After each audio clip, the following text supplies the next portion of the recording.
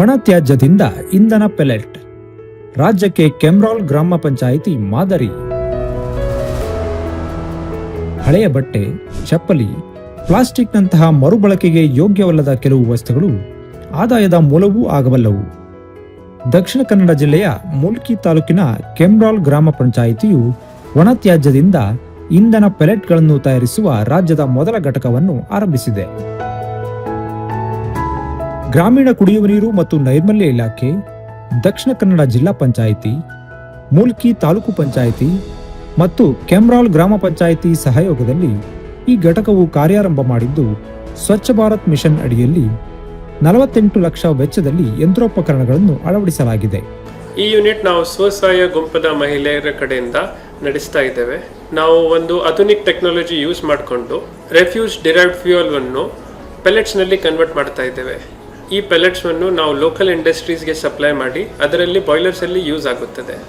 ಅದಕ್ಕಾಗಿ ಈ ಯೂನಿಟಿಂದ ನಮ್ಮದು ಟ್ರಾನ್ಸ್ಪೋರ್ಟ್ ರಿಲೇಟೆಡ್ ಎಮಿಷನ್ಸ್ ತುಂಬ ಕಡಿಮೆ ಆಗ್ತಾ ಇದೆ ಮತ್ತು ದಕ್ಷಿಣ ಕನ್ನಡ ಜಿಲ್ಲೆ ಒಂದು ಪಯನಿಯರ್ ಆಗ್ತಾ ಇದೆ ನಮ್ಮ ಎಂಟೈರ್ ಕಂಟ್ರಿಗೆ.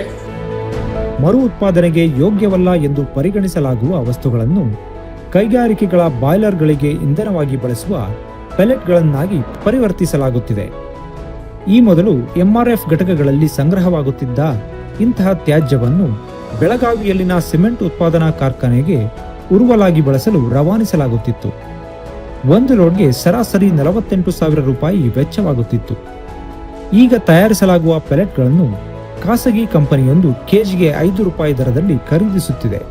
ಈ ಒಂದು ಉತ್ಪಾದನಾ ಕೇಂದ್ರವನ್ನು ನಾವು ಸಂಜೀವಿನಿ ಒಕ್ಕೂಟಕ್ಕೆ, ನಮ್ಮ ಕೆಮ್ರಾಲ್ ಗ್ರಾಮ ಪಂಚಾಯತ್ ವ್ಯಾಪ್ತಿಯಲ್ಲಿರುವಂತಹ ಕೋರ್ದಪ್ಪು ಸಂಜೀವಿನಿ ಒಕ್ಕೂಟಕ್ಕೆ ಈ ಒಂದು 2 ವರ್ಷದ ಮಟ್ಟಿಗೆ ನಿರ್ವಹಣೆಗಾಗಿ ನಾವು ನೀಡಿದ್ದೇವೆ.